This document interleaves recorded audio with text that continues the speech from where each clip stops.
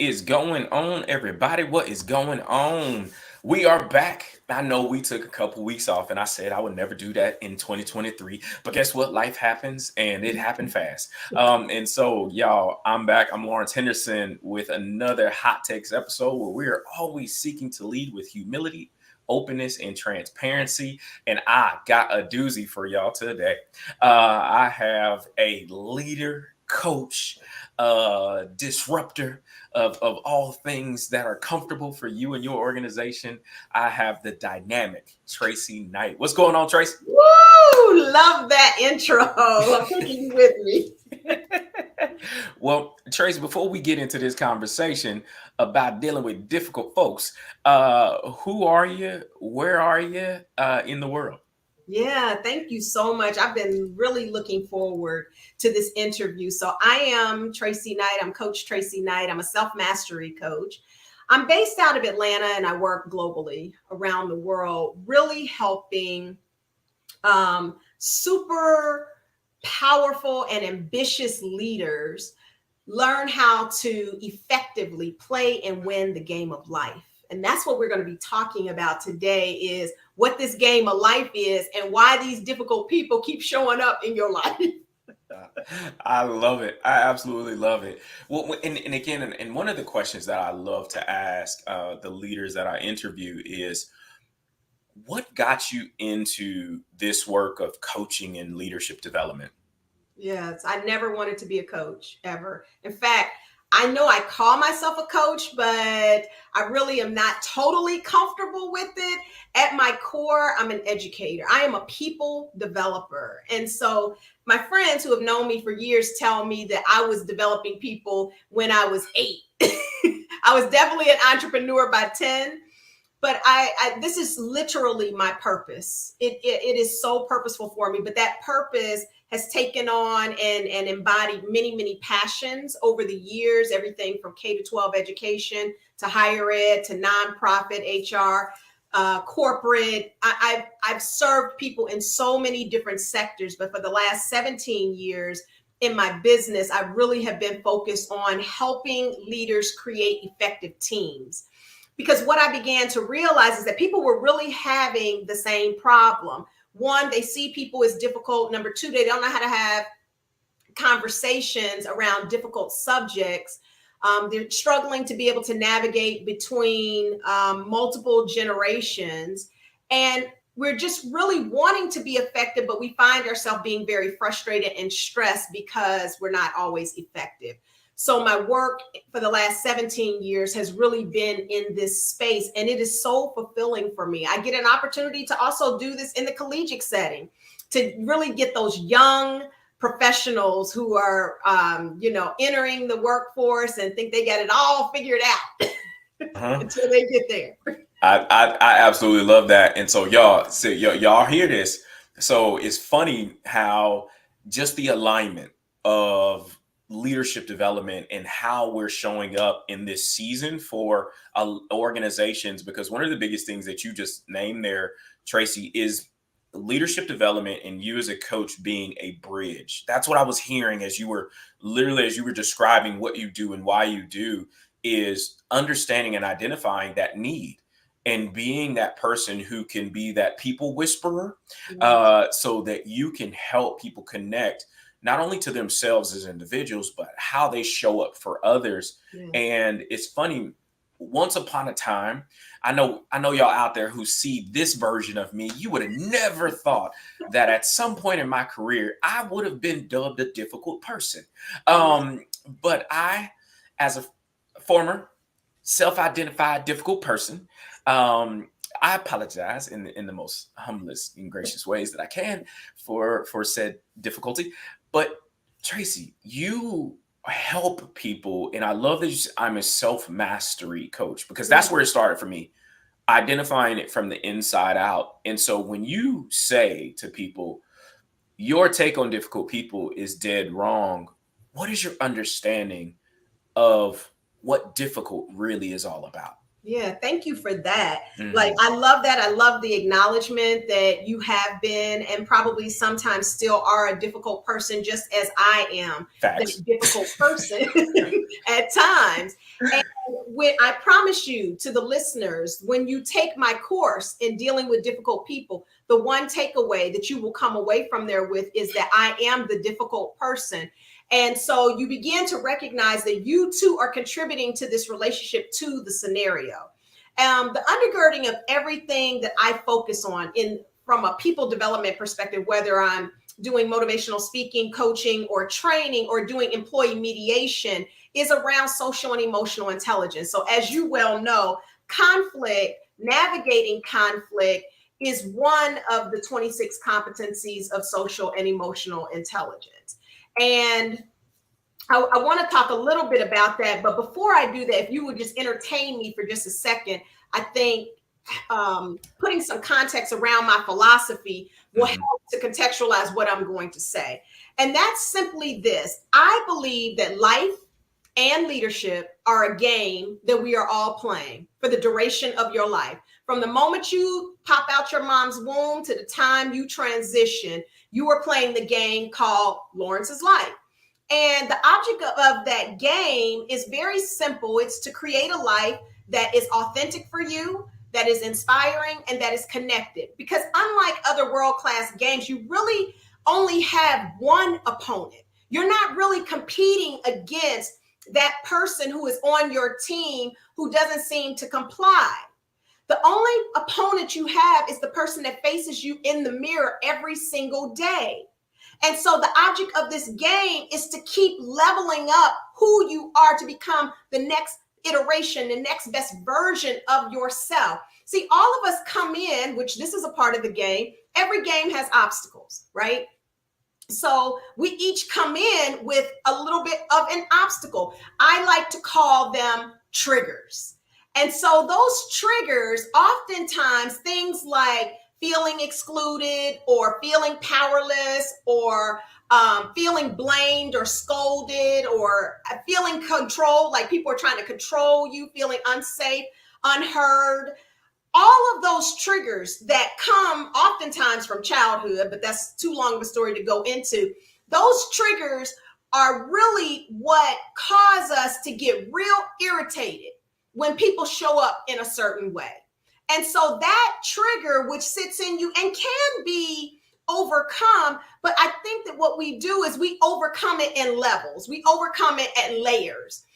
So overcoming let's say feeling control, which happens to be my trigger, when I was a program director, is different than running your business and still feeling that in some way. But the more you can one recognize what those triggers are, the more you can manage the relationships. Because see, the person, each of these individual people are running their own race. They're playing their own games. I just need for people to know it ain't personal. It's Oh, not personal, but it is just people trying to navigate life to the best of their ability through their lens. They've learned very unique ways to navigate and to deal with their own trigger. But mhm. sometimes their trigger and your trigger bumps up against each other. There it But is. if you can look at this life like a game, games can be fun. Games can stretch you. Games are going to teach you that sometimes you feel like a real winner and sometimes you feel like you need to go back to the drawing board. But you need these people who we call difficult people in order to really see who you are. Because guess what? In Lawrenceville, not Lawrenceville, Georgia, but Lawrenceville as in Lawrence, Mhm. in Lawrence Town, he is always right. He is the mayor, the judge, the jury, the prosecutor, the defense attorney. He's always right because he only sees it through his lens until he bumps up against Tracy. And in Tracy Town, I'm always right.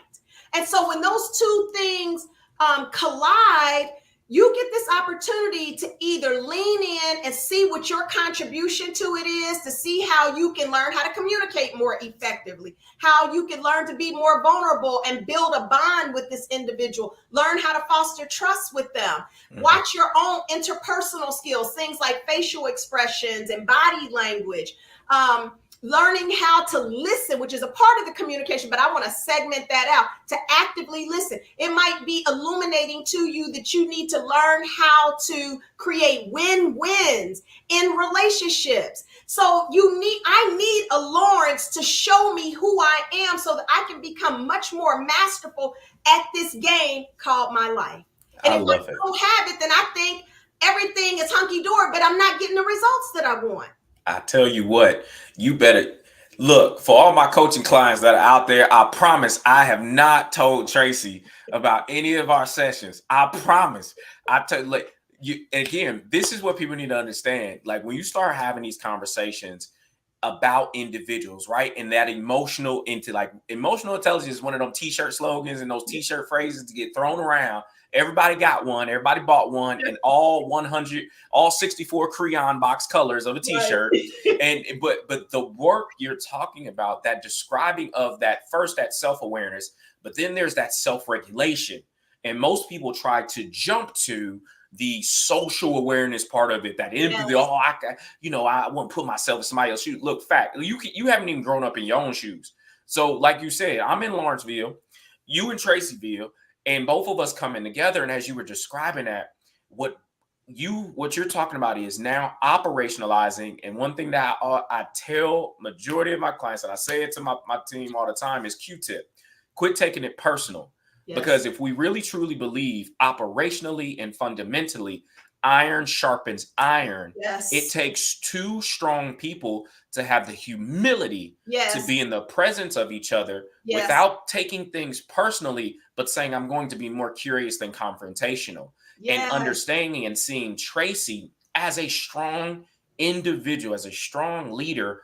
I need what Tracey has, because the uniqueness in which she views the world, that may actually be the answer to a blind spot of mine, and vice versa. And we don't get to that place until we make ourselves available for that engagement from a place of active humility, where again, you're not thinking less of yourself, you're just thinking of yourself less. And I think a lot of times when people encounter the difficulty in people and in situations, we retreat to ego, and we retreat to I gotta defend me, I gotta protect me, instead of saying, okay, one, let me be present to what the reality of this is. What is triggering me? What is it about this situation that has me so amped up? And I love, Tracey, that approach of saying, hey, your thing is okay for you to feel, but are the lens that you're viewing it from, is that giving you a correct data point? So that, again, you're not hurting the situation, but you're being in support of the situation, whether it's organizationally and your family and all the rest of these things. And so when you think about just moving someone from step one, getting out of themselves.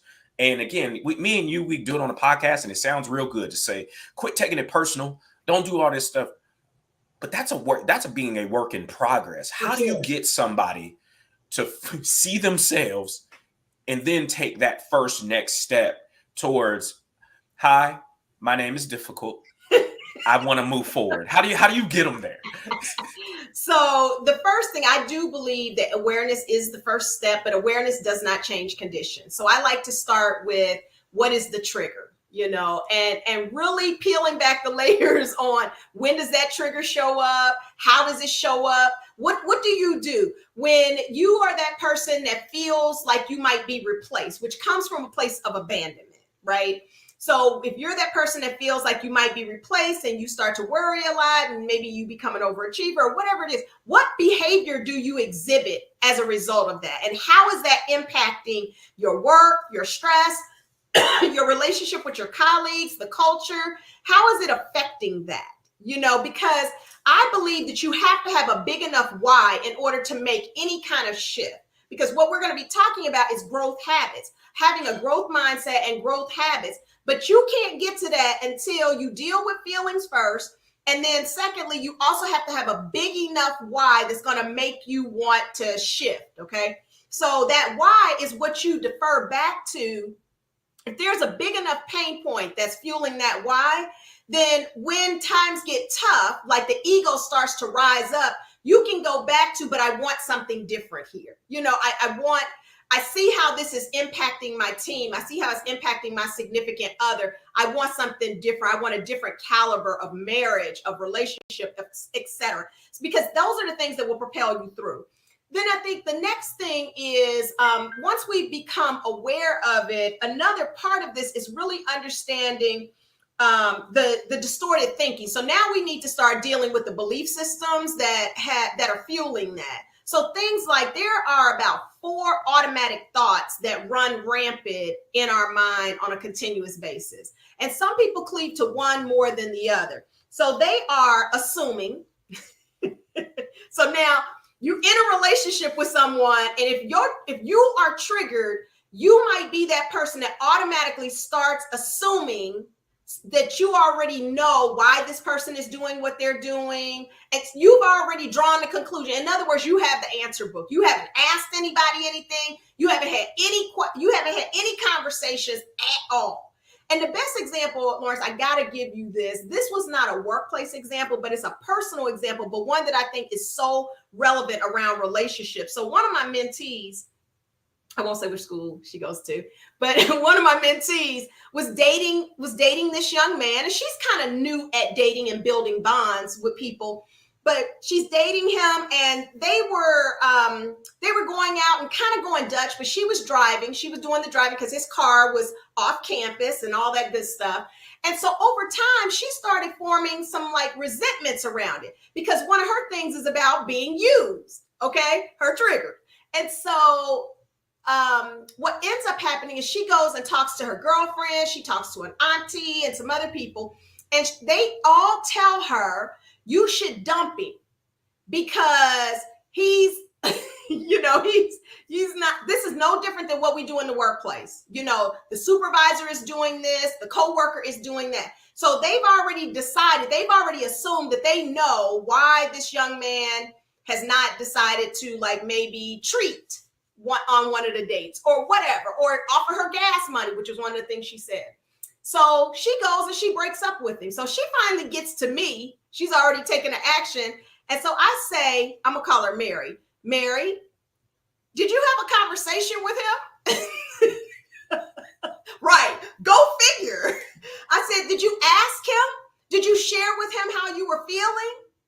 And she was like, well, no. By the time we start breaking it down, she's almost in tears out of embarrassment, not because of me, but because she realizes it was these assumptions that were in play around what should be happening, which brings me to my second piece. It's the should, the must, and the oughts. A person should be doing this. They ought to be doing this. They must be doing that. So you make assumptions. The second one is should, must, and oughts, which is all based on expectations, based on your belief system. I said, well, did you all ever come up with an agreement on how you all were going to date? Like how you all were going to handle, different things, whether it's in a department, but in this case, it was, just going out on dates. No, we never had that. Okay. Then there is fairy tale.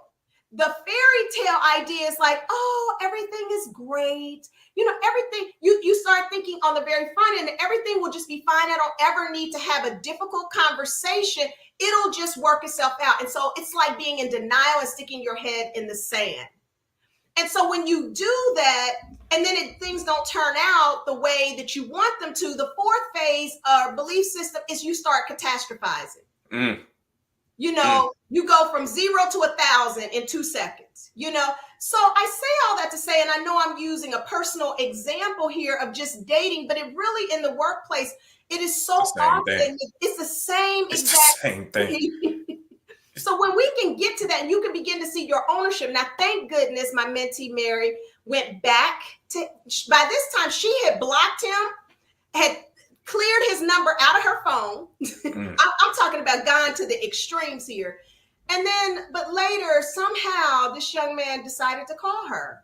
And she was able to make an amends. And I'm so proud of her because this is, Lawrence, is an example of the next step, which is when you recognize your contribution to it, you take ownership, you take responsibility. You begin to take responsibility and get clear about what it is that you do actually want. So she did. She made an amends. And she told him what was going on. He apologized because he had some things he wanted to apologize for. And it has just really blossomed into a beautiful, like, just friendship that maybe will, who knows where it'll go. But they have a much more solid relationship now where they go out, they enjoy each other's company, and they're starting to understand each other more. Yeah.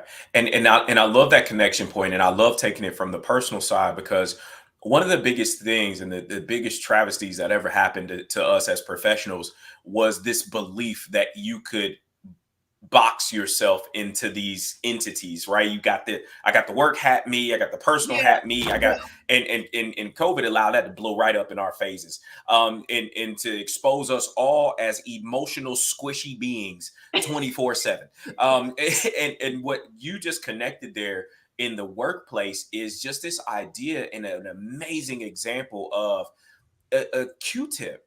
Like, it's causing conflict with me. It's causing that catastrophizing. And I love that you brought that up, because if people aren't aware of how going 0 to 100, how that shows up in your everyday action, speaks to your lack of awareness of how your emotions they created conditions for you. And again, you understanding with that quote is saying, hey, like, that self-awareness, it does not change behavior or condition. That self-regulation, that self-management, you now need to be aware of how that impacted. And you, like you said, it was out of like, oh my God, why did I allow myself to go there emotionally? But and for us to normalize this stuff for people, but not only be aware, but normalize. Now when she does it in the future, she'll feel it coming. And then she has a choice to make. And it happened last night. And so me, my wife, and one of my mentors, Dr. Belinda Johnson White, we had a graduation for some graduates of a level up program. And the graduates had presentations. They were showing their portfolios. And it's funny that dealing with difficult people, and it's starting from the inside out. Several of them, as they were presenting, had this internal turmoil start. And in the moment, and they almost stopped themselves from continuing and speaking, but they became difficult in themselves. And to watch them real time self-regulate, self-monitor, and restart.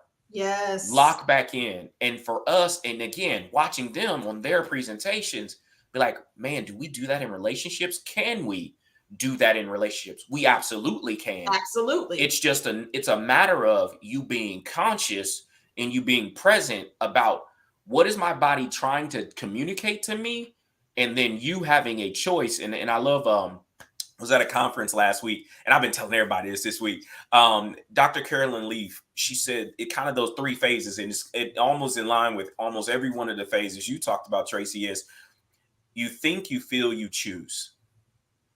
Yep. You think, you feel, you choose. And if someone has been conditioned in a certain way to choose, and like your coaching client had this memory track. I choose, this is what it is, this is the behavior that I'll select, and then that's that. But now you are helping them build a new pathway. That's correct. And when dealing with difficult people, you lose out on the opportunity, I say, to practice. We need the reps. And so be like, nope, don't cast people aside. Don't throw them off. Just be more curious. And what you gifted your client was this ability to be curious about, hey, am I actually operating off of the real data point here? Am I actually operating off of the reality of what really happened, or the story, the catastrophizing story that I let be true? And so for you, as you're coaching people, and the people out there saying, okay, how do I stop and do what your client did? They want to be like your client. How do you get them there? Yeah, I love that question. Mm-hmm. So these are the other 3 points here in terms of getting them there. There needs to be practice, so we've got to start creating some habits, right? So we've identified what's triggering us. We understand sort of we're starting to see the patterns that we have. So now we need to be able to replace those patterns with healthier, more effective patterns. So the practice, so we help build some practices around that, and then go out and do it. Now, here's what stands in the way of that: discomfort, uncertainty. Because I think that, Lawrence, a lot of times when we've gone to school and we've gotten a lot of degrees, we think we've already paid our dues. And so life is supposed to be easy peasy from there. So it's kind of like, I paid my dues. I'm supposed to just keep leveling up here. No, it doesn't work like that. Like, we keep leveling up based on the work and the effort that we put in. And it doesn't have to be difficult, but it does need to be consistent. And so discomfort comes through with growth. That's just the way that it works. So the more you can, and this is part of what I talk to my clients about, and this is why I also use physical fitness as a part of my coaching program, because, and I think you're former military, I think you know that it is through when you can get your body to a place where it can navigate and surrender to pain, it can surrender to discomfort, that you're not gonna. I remember my significant other said to me one time when I was doing a plank and I was working on getting to a 6-minute, 30-second plank. And he said, well, what would happen if you just went further? And I thought about that and I was like, well, I'm not gonna break. I'm not gonna die. And so I continue to challenge my clients, like, what would happen if you just went further in the practice of it? If you allowed yourself to feel the discomfort that goes with it, that discomfort over time is going to start to diminish power and authority over you. And so sooner or later, you begin to recognize, oh, this is just a rep. When you start benching 215 or what have you, initially it's heavy. But after you start doing it for a while, it feels similar to benching 100 pounds because you have enough reps in there. So doing the practice, becoming comfortable with discomfort. And then the last piece I wanted to say is getting you a really strong circle of influence, which includes a coach, because you need a circle of influence, a COI, to help you stay grounded in data, facts, objectivity, but also in support and cheering you on. There's got to be a balance with that. You don't want to surround yourself with people where you're the smartest person in the room all the time because you're never going to be stretched. You want people, including your employees, to create that space where they give you feedback. That would be the last piece. I'm going to add that on, is that you got to be willing to get this feedback. And if you build a strong enough circle of influence around it, you have built a trusting bond between that group where you can ask them to give you really constructive feedback so that you can continue to grow and evolve, taking back your power, transforming your habits so you can win at the game of life. Yeah. So here's the deal. I ain't letting them get no more of your goods, Tracey. They got to call you. They got to direct message you so they can get enrolled in the program, the mastermind, and all the things that I know you got rolling out for people to onboard them on the road to success. And so, y'all, I love bringing on leaders like Tracey because this is the tip of the iceberg. Y'all, she rolled out of bed, locked and loaded with this. So y'all already know, if going into a full-blown coaching relationship with Tracey, oh, you're going to get your head crushed in a loving way. In a loving you're going way. to hug along the way. But there's going to be some accountability. There's going to be some ownership. And there's going to and I love what you locked in on there is really having that point of, hey, getting people around you, that circle of influence so that you can be at your best, right? Optimal.